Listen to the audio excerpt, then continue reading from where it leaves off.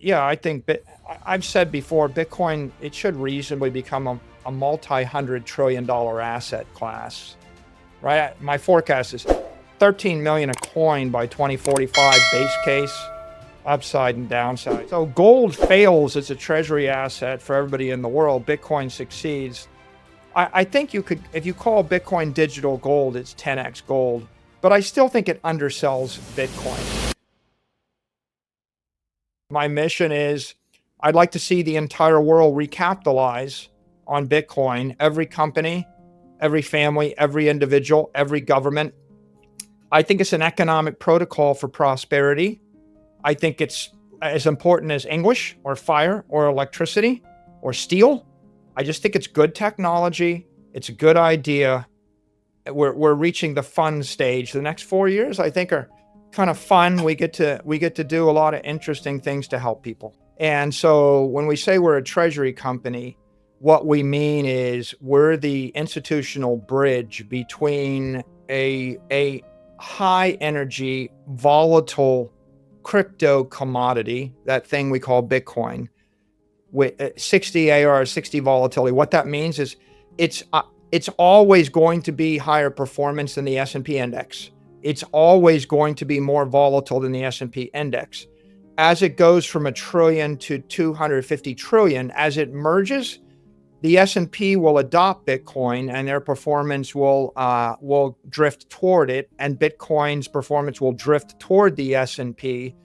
But as long as we're sitting between conventional equity capital and this crypto capital, we can arbitrage the difference.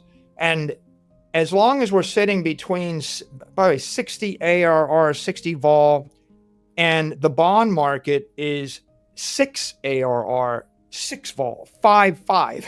So you have fixed income, which is 5. You have equity, which is 15, and the traditional market.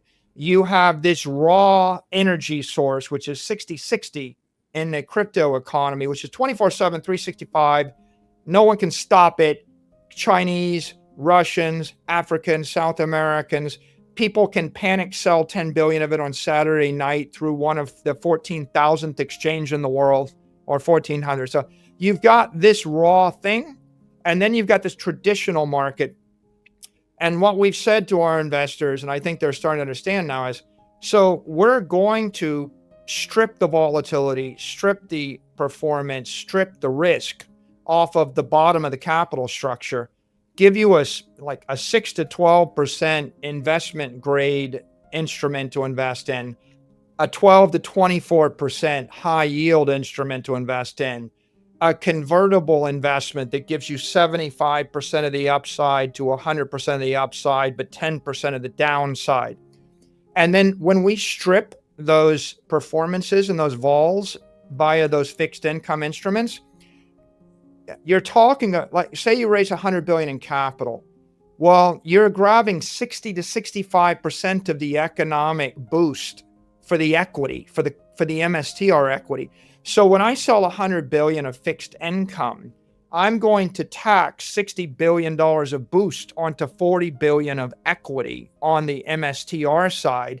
That's how we get to 2x Bitcoin or 2.5 or 3.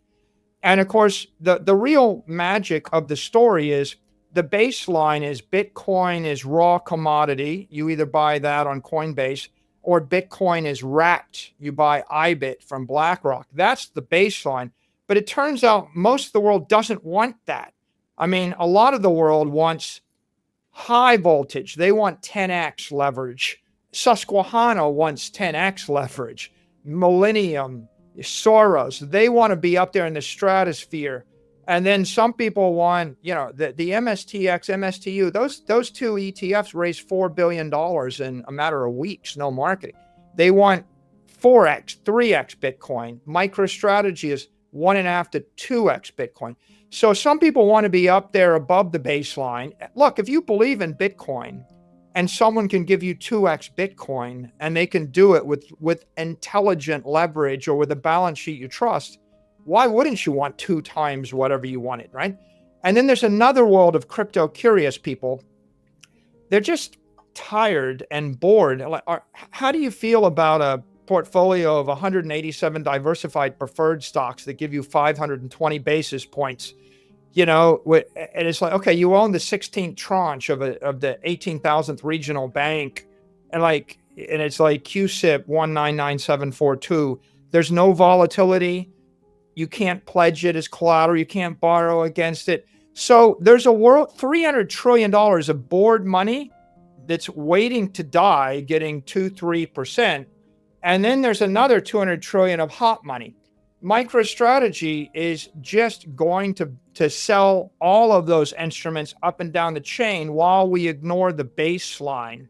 And I'll just make this one point. Like when you're arbitraging this, you're asking the question, well, how fast is it appreciating? So Bitcoin is plus 60. And let's just say, because it's plus 30 to 60 versus the US dollar. And my long-term forecast is 29% for 21 years. So we're plus 30 to 60. Then the next question is, how volatile is it versus the dollar?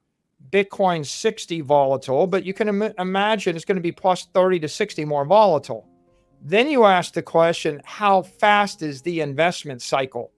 If I borrow a billion or raise $1 billion of equity and I invest it in a real estate project, it takes 5 years, 1,500 days. If I invest it in Bitcoin, it takes 1 day. I'm running the investment cycle 1,000 times faster. And then the last question is, how accretive is the capital raise? So if I'm selling it at 3 times net asset value, you're capturing a 66% spread. The convertible bonds are capturing an 80% spread. When you sell a convert at an 80% spread and you do $1 billion of it, it literally means that you captured 80%, $800 million of capital gain on the day you did it. And you capture all of the capital gain for your shareholders forever on the 800 million. And so when you're raising 800 million and then you're investing it at 60% ARR or 30%, right? The amount of accretion is screaming.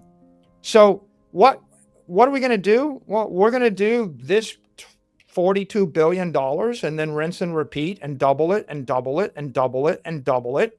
And you're going to say like, well, where does it end? Well, I guess when we've taken 1% of the fixed income market, which is $3 trillion, and when we levered it up and we've got 10 billion, we bought 3 trillion of Bitcoin and we're trading at $10 trillion in market cap, we'll be growing 20% a year. Gold is an extraordinarily mature market, and I'm going to round up here. So gold right now is an 18 trillion market cap industry asset, whatever you want to call it. Bitcoin today is about 2 trillion. So that's 11%. Where should that ratio be? And then by giving us that ratio, we can back into a Bitcoin price. Oh, look, Bitcoin's going to go to 10x gold easy. Just keep in mind, right? A public company, it's got to hold a commodity on its balance sheet because it can't hold securities. So you've either got a choice of a digital commodity called Bitcoin, which is 60% ARR. Gold is 7%. Real estate is 10%. Bonds are 4%. And everything less than 15% doesn't beat the cost of capital. So the S&P sets the hurdle. So gold fails as a treasury asset for everybody in the world. Bitcoin succeeds. I think you could, if you call Bitcoin digital gold, it's 10x gold. But I still think it undersells Bitcoin, right? Because Bitcoin is digital capital. It's not just replacing gold. It's going to replace real estate, the S&P index, and any capital asset held by an institution or a wealthy family. So right now, wealthy families and investors don't use bonds or gold as a capital asset. They would use the S&P index or stocks as a capital asset. But banks and regulated corporations, operating companies, aren't allowed to use securities as a capital asset. They're knocked down. They don't want to use gold. It's not liquid enough and fungible. It's not liquid enough. And so they use real estate, and you got a REIT or a real estate development company, but the real estate is, less than the S&P index and not volatile. if you give up the ARR and the volatility S&P, you're trading down. So that's not really a winner. And then you're stuck with bonds, and bonds are dead money, a liability. So yeah, I think I've said before, Bitcoin, it should reasonably become a multi-$100 trillion asset class, right? My forecast is 13 million a coin by 2045 base case, upside and downside. I just expect another way to say it is, it's 60% ARR at 60 vol. It's going to track toward 20% ARR and 20 vol when S&P is 15 over 20 years. It'll just step down as it approaches that. If a government becomes communist or socialist, then they're going to take your property, I suppose. So it's an existential threat. But what I would say to them is, the smart thing to do is think about money as bifurcated into currency and capital. And the US dollar is destined to be the world's reserve currency. And the smart thing to do is just normalize stable coins or digital currency, and let banks and corporations issue US dollar stable coin like Tether. And then that market will go from 150 billion to 10 trillion. And the US dollar will become the medium of exchange in North Korea, South Korea, Cuba, China, Russia, Africa, South America, and probably most of Europe. Literally, if you want the dollar to become the world reserve currency and move between 8 billion people the speed of light on Android phones, it's easy to do. Just normalize a digital currency with a digital assets framework. You will have $10 trillion of demand for treasury bills to back it. And then I would say, acknowledge that the world capital network right now is real estate and equity. And if you talk to any billionaire, no one is bragging about holding all of their wealth in cash or bonds. It's real estate, it's equity. And Bitcoin is the emerging world reserve capital network. The most intelligent thing you can do is just sell the gold, buy Bitcoin. It's a free trade. Gold was a good idea in the 19th century. No one thinks gold is going to be the capital network of the 21st century. So just trade the gold for Bitcoin. You'll have 25% of the Bitcoin network. You'll make $100 trillion on the trade. If you don't want to trade the gold, just issue currency. It's a little bit of money. It's free. Print money. Buy 25% of the Bitcoin network.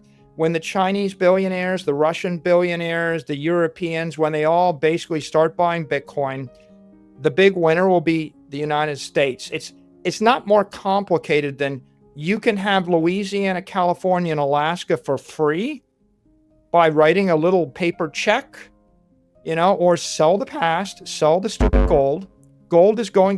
By the way, gold is going the way of silver, which went the way of glass beads, which will go the way of copper tokens, which goes the way of the giant stone coin of the Yap people. It's going to be demonetized because you can't zap $1 billion of gold from an Android phone to an iPhone in one split second. It's not complicated. Everybody's going to figure it out. So I'm willing to accept the existential risk of the expropriation of my property if the United States goes full on communist. But you can expect that I will agitate in favor of capitalism between now and then. And I'm an optimist. So I don't dismiss the presence of evil in the world. You see North Korea, you see Cuba, you see Venezuela. There is evil. It did happen. I just happen to believe that at the end of the day, Bitcoin is a force of good. And it's going to bring people back from the brink, and it's going to remind them that maybe they should embrace technology and freedom and capitalism and property rights and all of those things that made America great.